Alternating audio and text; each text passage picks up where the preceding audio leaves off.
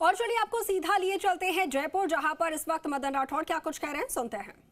राजस्थान के इस निकाय चुनाव को भी और हमारा आप मार्गदर्शन दे रहे हैं। मेरे दाहिनी ओर हमारे प्रदेश के महामंत्री संगठन आदरणीय अजय साहब हैं। ये हमारे संगठन को सुदृढ़ करने में और हमारा मार्गदर्शन कर रहे हैं। बाकी सभी से आप परिचित हैं, इसलिए मैं परिचय करवाने की आवश्यकता नहीं समझता। वैसे आप सब जानते हैं कि अभी स्थानीय निकाय और पंचायत चुनाव होने वाले हैं। नहीं आ रही है? अभी स्थानीय निकाय और पंचायत राज के चुनाव होने वाले हैं और ये सब आप जानते हैं कि हमने एक बहुत बड़ा बीड़ा उठाया है, 1 स्टेट 1 इलेक्शन। इसका बहुत बड़ा लाभ मिलने वाला है। पहले आज तक की जो पहले की लगातार चुनाव, कभी किसी पंचायत के चुनाव, कभी स्थानीय निकाय के अलग अलग चुनाव और अलग अलग चुनाव करवाने में बहुत समय भी लगता है और आप सब जानते हैं कि पेन डाउन हो जाता है। अधिकारी भी आचार संहिता के कारण से रुक जाते हैं कि अभी आचार संहिता लगी है, बार बार आचार संहिता। क्या हुआ? दिक्कत आ रही है?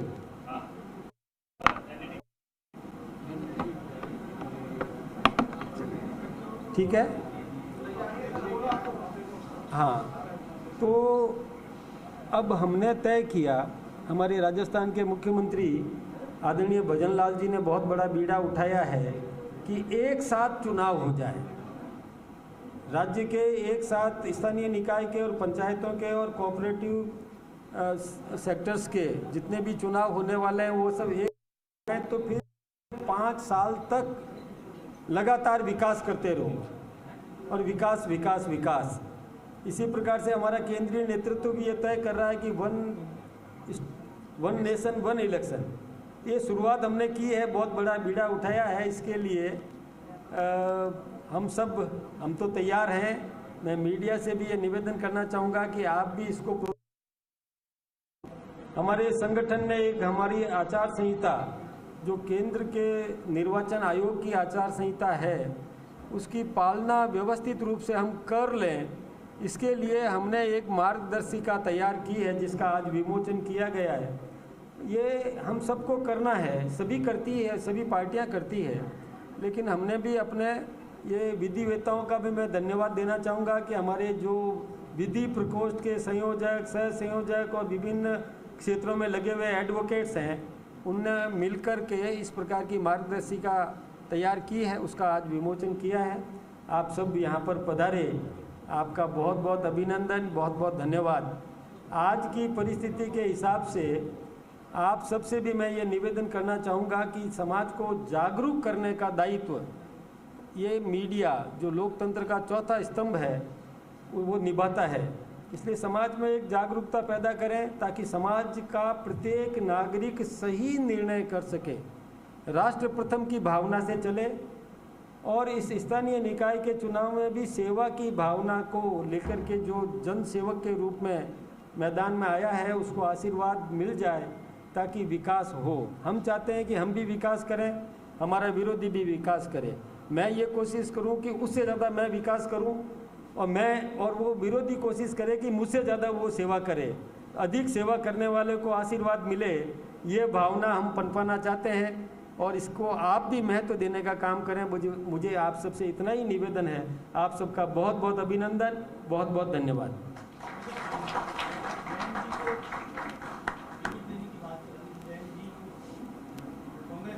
मैं एक बात आपसे निवेदन करूं, मैं मीडिया से भी निवेदन करना चाहूँगा कि अपन जैन जी करते हैं, वास्तव में युवक नई पीढ़ी, हमें ये महत्व देना चाहिए।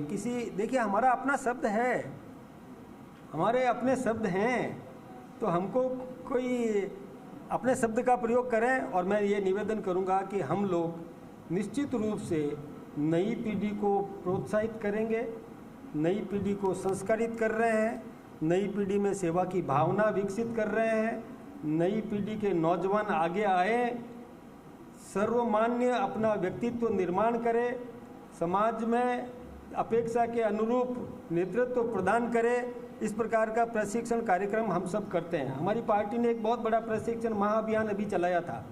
सभी क्षेत्रों में प्रशिक्षण का कार्यक्रम हुआ, हमारी कार्यशालाएं हुई। हमने नई पीढ़ी को आगे आने के लिए प्रेरित करने का पूरा प्रयास किया और निश्चित रूप से ये हम करेंगे।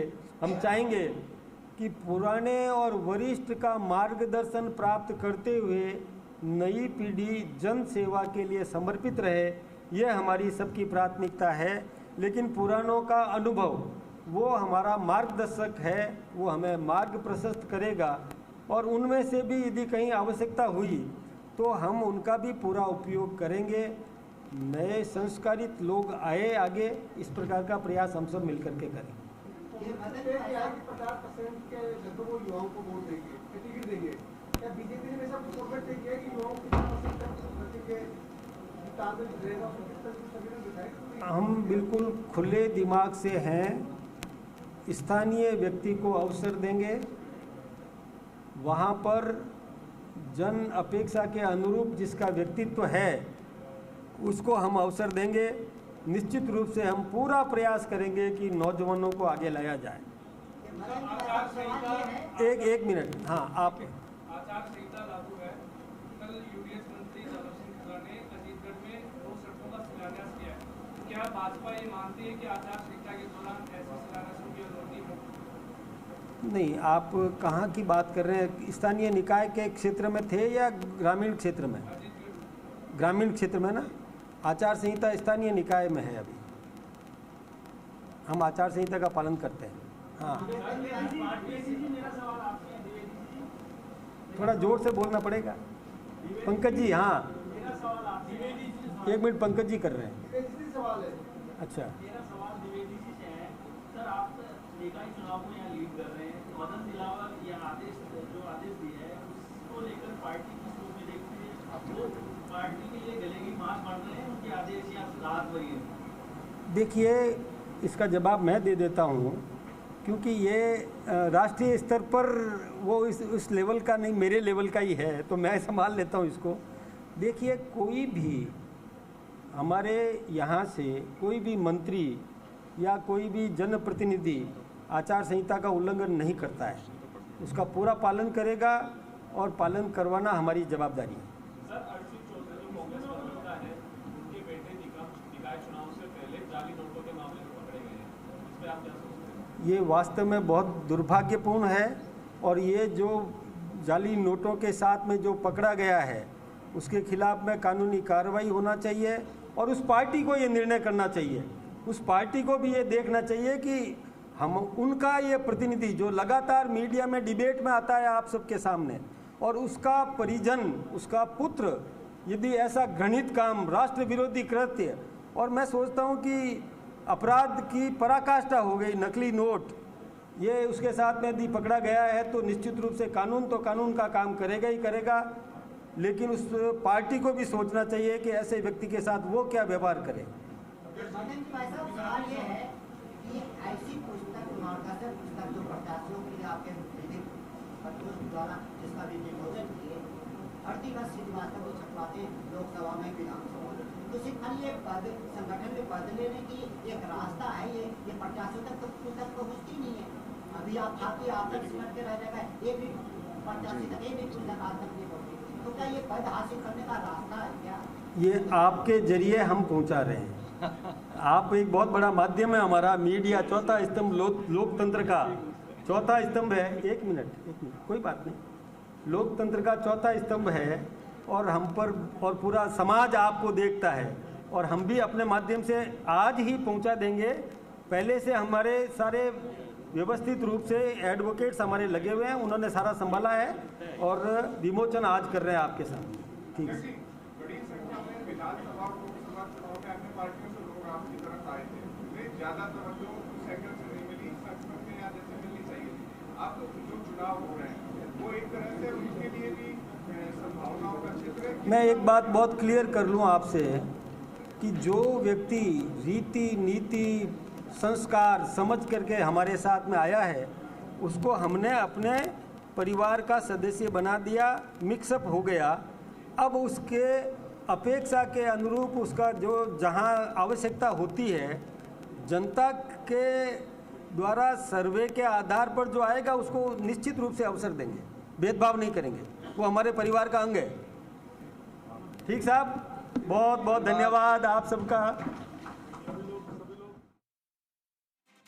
अध्यक्ष को आप यहां पर सुन रहे थे और निकाय चुनाव मार्गदर्शिका पुस्तिका का विमोचन यहां से किया गया है। साथ के साथ इस तरीके की तैयारियां हैं वो उन्होंने बताई और जीत का दावा हर कोई कर रहा है, लेकिन जब यहां पर ये पूछा गया कि प्रत्याशियों में आपकी क्या प्राथमिकता रहेगी, उसको लेकर उन्होंने कहा कि जो पात्र होंगे, जो जीताऊ होंगे, उन्हें ही टिकट दिया जाएगा।